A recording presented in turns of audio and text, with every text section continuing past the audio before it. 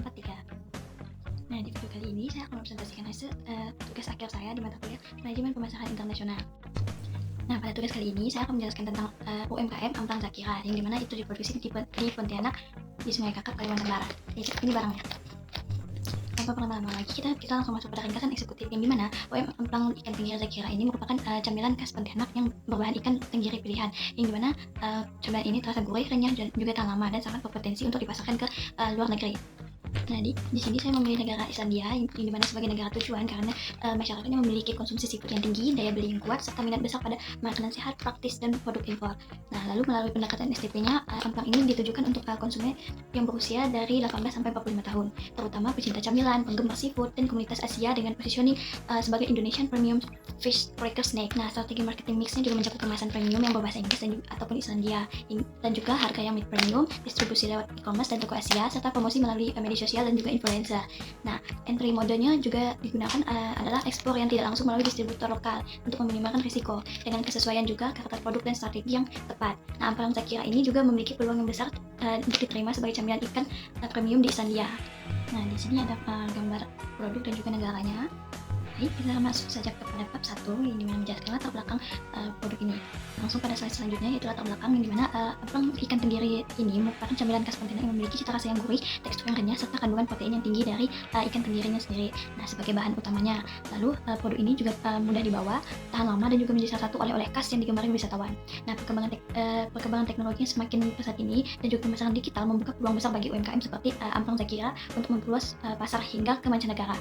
Nah, lalu tren global yang mengarah pada konsumsi makanan praktis, tinggi protein, dan berbahan alami ini membuat amplang berprotein menarik minat konsumen internasional, termasuk di negara seperti Islandia yang memiliki tingkat konsumen seafood yang tinggi. Namun, untuk memasuki pasar dengan standar ketat, diperlukan juga penyesuaian pada kemasan seperti label dan standar kebersihan. Nah, oleh karena itu, analisis pemasaran internasionalnya sangat penting untuk dilakukan agar UMKM Amplang Zakira ini memiliki strategi yang tepat dan produk dapat diterima oleh konsumen luar negeri. Oke, ini masuk selanjutnya, yang dimana yaitu agensi pemasaran internasional, yang dimana pemasaran internasional ini juga penting bagi UMKM karena persaingannya yang usaha kini yang semakin luas dan juga tidak terbatas pada pasar domestik saja. Nah, dengan terbukanya pasar global, UMKM memiliki peluang untuk memperluas jangkauan konsumen dan meningkatkan pendapatan, terutama bagi produk lokal yang memiliki nilai khas seperti amplang ikan tenggiri. Nah, tren global juga menunjukkan bahwa konsumen mancanegara semakin tertarik mencoba makanan berbahan ikan, sehingga negara seperti Islandia contohnya yang memiliki tingkat konsumen seafood yang tinggi. Nah, menjadikan pasar potensial bagi produk Amplang Zakira. Lalu selain membuka peluang, pemasaran internasional juga mendorong UMKM untuk meningkatkan kualitas produk agar memenuhi standar negara tujuan, termasuk perbaikan kemasan, label, dan higienitas. Hal ini tidak hanya mempermudah ekspor, tetapi juga membantu UMKM berkembang menjadi lebih profesional dan juga lebih kompetitif. Next, pada slide selanjutnya yaitu tentang teori dan konsep pemasaran internasional, di mana pemasaran internasional juga menggunakan konsep STP, yaitu segmenting, targeting, dan positioning. Nah, ini untuk menentukan kelompok konsumen yang memiliki target yang paling potensial dan membangun citra produk yang sesuai. Selain itu, marketing mix-nya ada 4P, yaitu produk, price, place, dan promotion, di mana itu digunakan untuk menyesuaikan produk dengan kebutuhan dan kondisi negara tujuan, mulai dari kemasan, harga, distribusi, hingga strategi promosi. Nah, UMKM juga perlu memilih entry mode yang tepat seperti ekspor yang tidak langsung, yang lebih rendah risiko. Dengan memahami konsep-konsep ini serta faktor budaya dan regulasi negara tujuan, UMKM juga dapat menyusun strategi yang lebih efektif untuk masuk ke pasar internasional. Lanjut pada bab selanjutnya, yaitu bab 2, yang dimana kita akan menjelaskan tentang profil singkat produk yang saya jelaskan tadi. Nah, masuk pada slide selanjutnya, yaitu profil singkat produk, yang dimana amplang ikan tenggiri Zakira ini merupakan camilan khas Sungai Kakap Pontianak, yang dimana dibuat dari daging ikan tenggiri yang lalu dicampur dengan tepung tapioka dan juga bumbu-bumbu sederhana, yang dimana digoreng hingga renyah. Nah, diproduksinya juga oleh UMKM lokal secara tradisional. Amplang ini memiliki cita rasa yang gurih yang khas ikan tenggiri tanpa bahan pengawet, namun tetap tahan lama karena termasuk makanan ringan.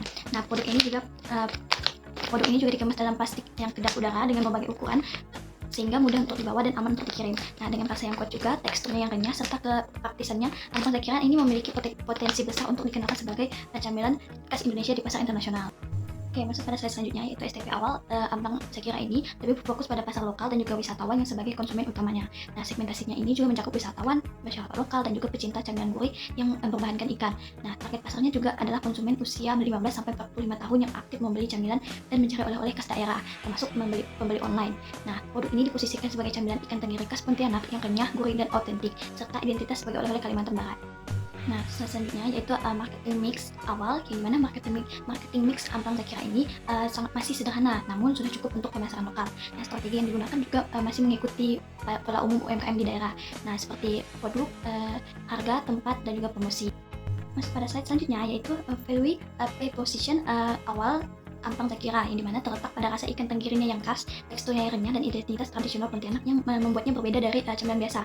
Yang dimana produk ini ringan, awet, dan juga praktis sebagai oleh-oleh, serta memberi kesan premium karena menggunakan ikan tenggiri asli. Nah, keunikan rasa dan nilai budaya inilah yang menjadi kekuatan utama Amplang Zakira untuk dipasarkan lebih luas ke negara-negara seperti Islandia.